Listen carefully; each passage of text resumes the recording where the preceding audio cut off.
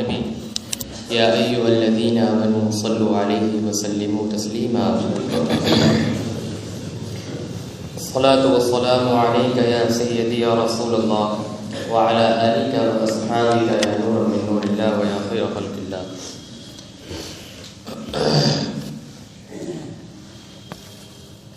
اللہ تبارک و تعالی جل جلالہ کی حمد و ثنا اور حضور سرور کون و مکان صلی اللہ علیہ وبارک وسلم پر درود و سلام کے بعد، معزز و محتشم سامعین و حاضرین،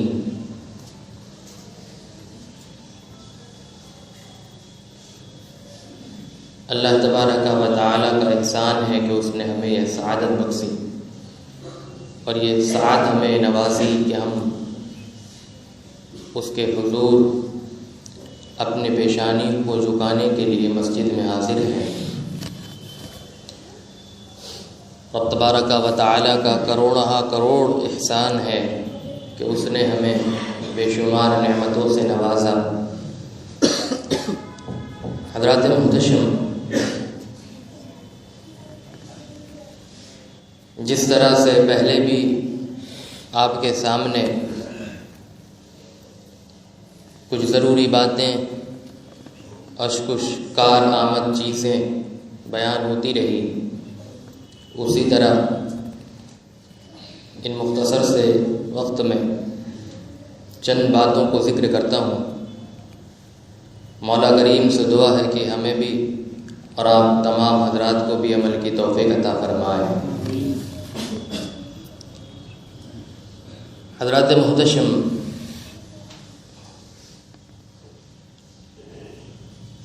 اللہ کے نبی صلی اللہ علیہ وسلم نے اپنے اصحاب کو، اپنے صحابہ کو، اپنے جانثاروں کو، اپنے ماننے والوں کو ہر لمحہ، ہر وقت، ہر منٹ کا ہر سیکنڈ یہ بتایا کہ یہ چمکتی دمکتی یہ روشنی، یہ رنگینیاں، یہ دنیا ایسی نہیں ہے کہ جس میں تمہیں ہمیشہ رہنا ہو، بلکہ یہ دنیا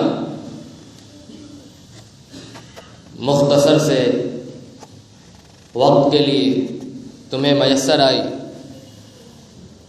اور جتنا ہو سکے، جہاں تک ہو سکے،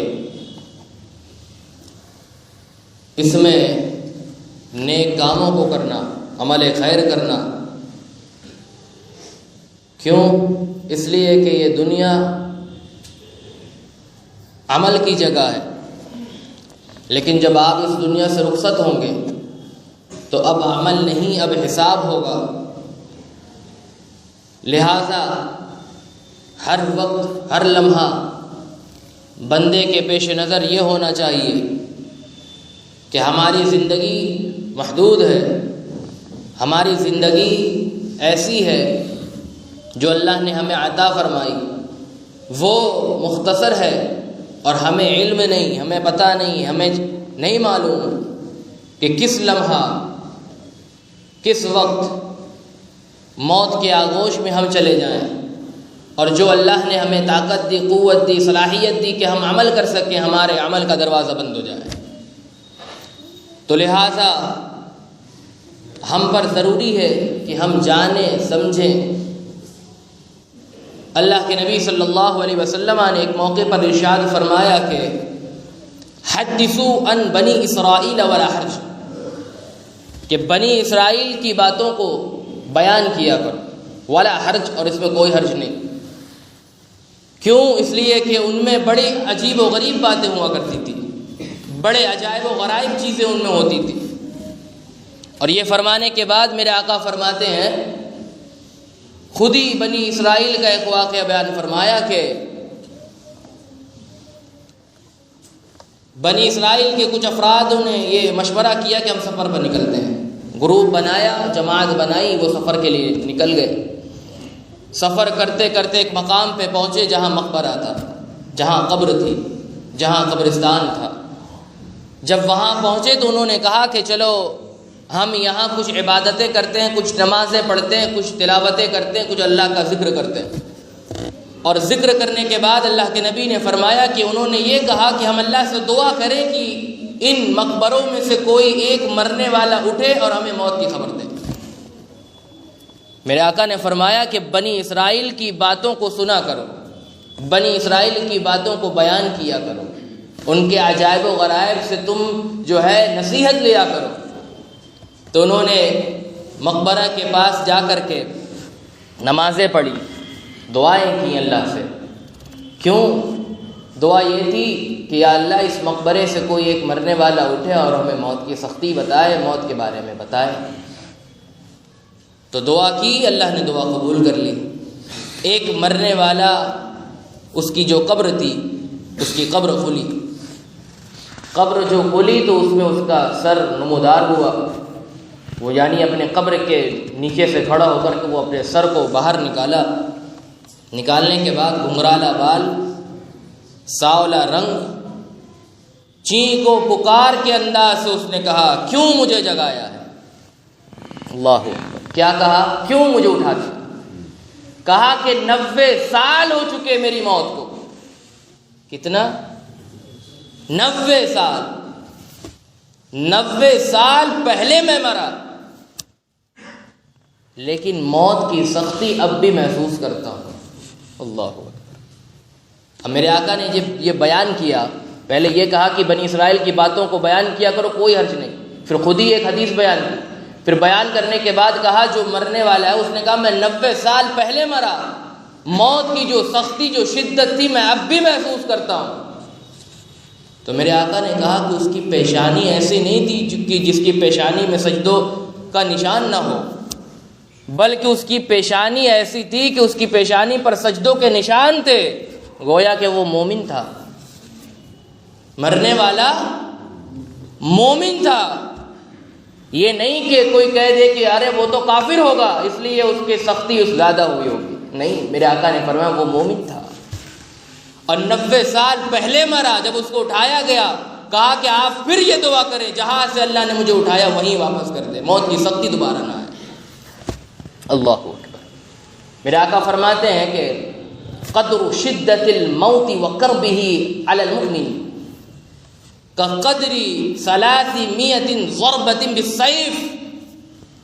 میرے آقا نے فرمایا کہ موت کی وہ سختی جس آج ہم دیکھیں، ابھی میں آؤں گا آخری حدیث پر، وقت چونکہ بہت ہی کم ہے۔ میرے آقا فرماتے ہیں موت کی سختی ایسی ہے، اس کی شدت، اس کا درد، اس کا الم، اس کا قرب، اس کی سختی، میرے آقا فرماتے ہیں ایسی ہے جیسے کسی پر 100 تلوار سے وار کیا جائے، یعنی 100 تلوار کا وار اگر ہو جس پر، گویا کہ وہ موت کی سختی کو برداشت کرتا ہو، یعنی 100 تلوار کے وار کے برابر مومن کے اوپر ایک موت کی سختی ہے۔ اور پھر میرے آقا نے فرمایا کہ ایک شخص آیا میرے آقا کی بارگاہ میں، حضرت عبداللہ بن مسور ہاشمی ہیں، صحابی ہیں، وہ کہتے ہیں ایک شخص آیا میرے آقا کی بارگاہ میں، آنے کے بعد کہا یا رسول اللہ مجھے وہ علم بتائیں جو غرائب العلم ہو، مجھے غرائب العلم یعنی ایسی باتیں جو عجیب و غریب ہوں۔ اب اللہ کے نبی صلی اللہ علیہ وسلم کے پاس معلوم ہوا کہ ایسی ایسی چیزیں تھیں جو رأس العلم بھی تھیں، جو غرائب العلم بھی تھیں، یعنی عجیب و غریب باتیں بھی میرے آقا سناتے تھے جس سے بندہ دہشت میں پڑ جاتا۔ تو اس نے آنے والے نے کہا مجھے غرائب العلم کے بارے میں یا رسول اللہ بتائیے۔ غرائب العلم یعنی عجیب و غریب باتیں، بہت تعجب خیز باتیں۔ اللہ کے نبی صلی اللہ علیہ وسلم نے اس سے پوچھا کہ بتاؤ ما صنعت فی رأس العلم، رأس العلم میں تمہیں کیا معلوم ہے، یعنی ابتدائی علم۔ غرائب العلم تو انتہا ہے، یہ بتاؤ ابتدائی علم میں تمہیں کیا معلوم ہے، کیا تم نے اللہ کو پہچان لیا، اللہ کو جان لیا؟ اس نے کہا ہاں یا رسول اللہ، میں نے اللہ کو جان لیا، پہچان لیا، میں مومن ہوں، میں نے اللہ پر ایمان لایا، میں اللہ کو پہچان چکا ہوں، میں مومن ہوں۔ تو پھر میرے آقا نے کہا کہ اس کی معرفت میں تم نے اس کا حق ادا کیا کیا؟ کہا ماشاء اللہ ما فعلت، کہا کہ میں نے وہی عمل کیا جو اللہ نے چاہا، جو اللہ نے مجھے توفیق دی۔ پھر میرے آقا نے پوچھا اچھا موت کو پہچان لیا؟ موت کو پہچان لیا؟ اس نے کہا ہاں، موت کی سختی کو بھی میں نے جان لیا، موت کی شدت کو بھی میں نے جان لیا، اس کی سختی کو بھی جان لیا۔ تو میرے آقا نے کہا جاؤ، اذهب فاحکم ما صنعت، میرے آقا نے کہا جاؤ، واپس جاؤ، اور جتنا کہا ہے کہ موت کی سختی کو بھی جان لیا اور اللہ کی معرفت کو بھی پہچان لیا، عمل بھی کرتا ہوں، جاؤ ابھی اس پر اور مضبوطی سے عمل کرتے رہو، اور جب کئی سالوں کے بعد عمل کر لینا تب دوبارہ میری بارگاہ میں آنا۔ تو صحابہ کہتے ہیں کہ کئی سال وہ بندہ گیا، کیا کیا؟ عمل کرنے کے بعد واپس پھر اللہ کے نبی کی بارگاہ میں آیا۔ آنے کے بعد اب جب میرے آقا نے اس کے قلب کو دیکھا تو بالکل صاف ہی صاف ہے۔ میرے آقا نے کہا ضع یدک علی قلبک، اپنے ہاتھ کو اپنے دل پر رکھو۔ میرے آقا نے آنے والے سے کہا جو پہلے بہت سالوں پہلے آیا تھا، اور میرے آقا نے ان سے کہا کہ جاؤ، جا کر کے اس پر مضبوطی سے عمل کرو۔ اب جب آنے والا آیا تو میرے آقا نے کہا اپنے ہاتھ کو اپنے سینے پر رکھو، اور رکھنے کے بعد کہا ما ترضى لنفسك وترضى لأخيك المسلم۔ اللہ کے نبی صلی اللہ علیہ وسلم نے ہاتھ سینے پر رکھوا کر تمام صحابہ کی موجودگی میں اس آنے والے سے کیا کہا، سنیے۔ کہا کہ اب تم اس مقام پہ ہو کہ تمہارے لیے یہ صحیح نہیں، یہ جائز نہیں کہ تم جو چیز اپنے لیے پسند کرو وہی چیز سیم ٹو سیم، بالکل ہو بہو، جس چیز سے تم راضی ہو، جس چیز کو تم پسند کرتے ہو وہی چیز اپنے مسلمان بھائی کے لیے بھی پسند کرنا۔ جس چیز سے تم ناراض ہوتے ہو، جو چیز تمہیں ناراضگی کا سبب پیدا کر دے، جو چیز تمہیں ناراض کر دے، جو چیز تمہیں پسند نہ ہو، میرے آقا نے کہا تمہیں اوپر یہ لازم ہے کہ وہی چیز تم اپنے مسلمان بھائیوں کے لیے بھی ناپسند کرو، یعنی جیسا تم پسند کرو ویسا دوسرے کے لیے پسند کرو۔ جس چیز کو تم ناپسند کرتے ہو وہی چیز دوسرے کے لیے بھی ناپسند رکھنا۔ کئی سالوں کے عمل کے بعد میرے آقا نے یہ الفاظ کہے۔ صوفیہ نے اپنی کتابوں میں لکھا، تنبیہ الغافلین میں امام ابو اللیث سمرقندی لکھتے ہیں، کہتے ہیں یہ مقام، یہ چیزیں بندہ اتنے الفاظوں پر غور کر لے تو اس کی زندگی سنور جائے اور تمام لڑائیاں، تمام فتنے فساد دور ہو جائے۔ اب آپ دیکھیں، ہماری یہ خواہش ہوتی ہے کہ ہم جیسا پہنے ویسا کوئی نہ پہنے، لیکن ہمارے آقا کہتے ہیں جیسا تم پہنو ویسا دوسروں کو بھی پہناؤ۔ ہماری یہ خواہش ہوتی ہے کہ جیسا ہم دکھیں ویسا کوئی نہ دکھے، آقا فرماتے ہیں جیسا تم رہو ویسے دوسرے کو بھی رکھو۔ ہم یہ چاہتے ہیں کہ جیسا ہم کھائیں، جیسا بزنس ہمارا ہو، جیسا کاروبار ہمارا دوسرے کا نہ ہو، لیکن آقا فرماتے ہیں جیسا تم پسند کرو، جس چیز کو تم پسند کرو ویسا دوسرے اپنے مسلمان بھائیوں کے لیے پسند کرو۔ تو تمام فتنوں کا جڑ اگر دیکھا جائے، تمام مصیبتوں کا جڑ دیکھا جائے تو آپ کو معلوم ہوگا کہ یہی ہے۔ بندہ جب اپنے بھائیوں کو، مسلمان بھائیوں کے حقیر سمجھتا ہے، اور حقیر کب سمجھتا ہے؟ جب وہ تنہا منفرد ہونا چاہتا ہے۔ منفرد کس انداز سے؟ اس انداز سے کہ جیسا میں رہوں ویسا کوئی نہ رہے، جیسا میں ہوں ویسا کوئی نہ بنے، جو میں کھاؤں وہ دوسرا نہ کھائے، جو میں پہنوں وہ دوسرا نہ پہنے، جو میں لگاؤں وہ دوسرا نہ لگائے۔ یہی خواہش بندے میں جب پیدا ہوتی ہے تو گویا کہ وہ دوسرے کو حقیر سمجھتا ہے۔ وہ کیا سمجھتا ہے؟ دوسرے کو حقیر سمجھتا ہے۔ اس کے اندر ایک کبریائی یعنی کبر پیدا ہوتا ہے، گھمنڈ جس کو کہتے ہیں، اور وہ گھمنڈ جب پیدا ہوتا ہے تو اللہ اسے کہتا ہے کہ فرشتے سے اس کے ساتھ جو رہتے ہیں، اللہ کہتا ہے کبریائی میری صفت ہے، تکبر میری صفت ہے۔ اللہ اپنی کبریائی کی چادر اوڑھ کر کے اس سے کہتا ہے فرشتوں سے کہ اس بندے نے جو میری صفت کو اپنایا، جو گھمنڈ جس نے کیا، اور اتنا گھمنڈ رائی کے دانے کے برابر بھی جس کا اندر گھمنڈ ہوا، تکبر ہوا، رب فرشتوں سے کہتا ہے کہ جب اس کی روح قبض کرنا تو میرے حضور نہ لانا.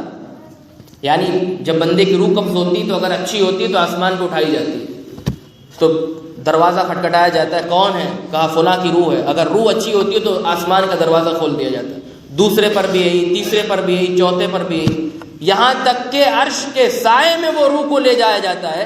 اور جو سجدہ وہ روح دنیا میں اللہ کو بغیر دیکھے کرتی تھی، اب عرش کے سائے میں جا کر رب کا دیدار کرتے ہوئے اللہ کا سجدہ کرتی ہے. لیکن جس کے دل میں رائی کے دانے کے برابر بھی اللہ نے کہا گھمنڈ ہو، فرشتے پہلی آسمان پہ جب اس کی روح لے جاتے ہیں، اللہ نے کہا کہ اس کو نیچے لے جاؤ اور نیچے کر رکھو، میرے قریب نہ کرنا.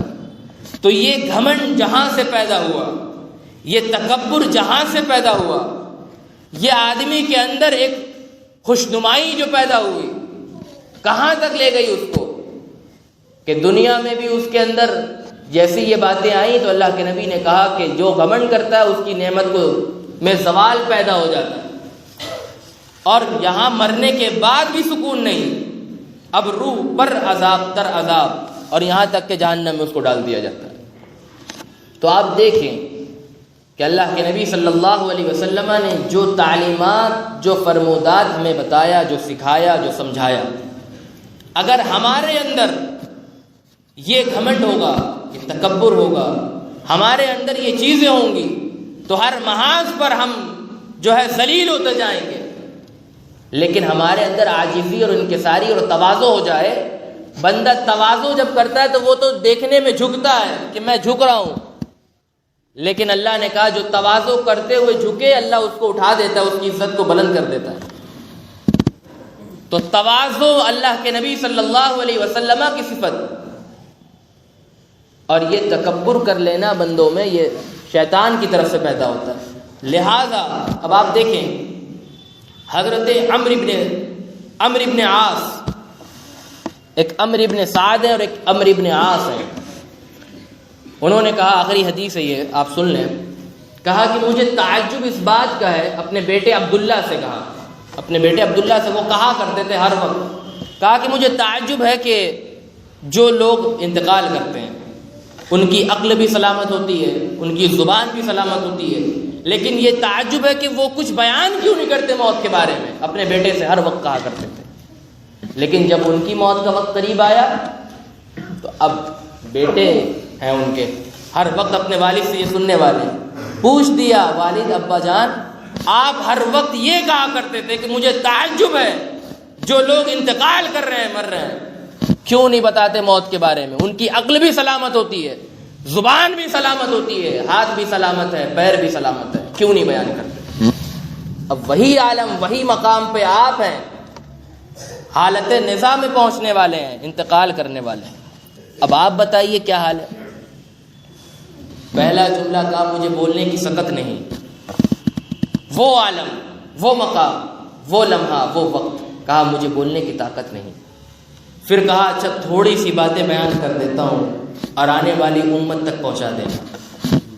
کہا مجھے ایسا محسوس ہوتا ہے کہ ایک بھاری پہاڑ میرے جسم پر رکھ دیا گیا، میں اپنے ہاتھوں کو ہوتے ہوئے ہلا نہیں پاتا، اپنے پیروں کو ہوتے ہوئے اس کی طاقت کو محسوس نہیں کرتا. اور کہا کہ میری روح ایسا لگ رہا ہے کہ سوئی میں جو ناکا ہوتا ہے اس سے کھینچی جا رہی.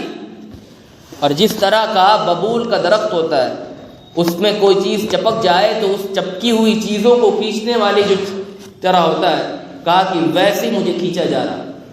میرے اوپر آسمان کا سامیانہ ایسا لگ رہا پھٹ کے گر جائے گا.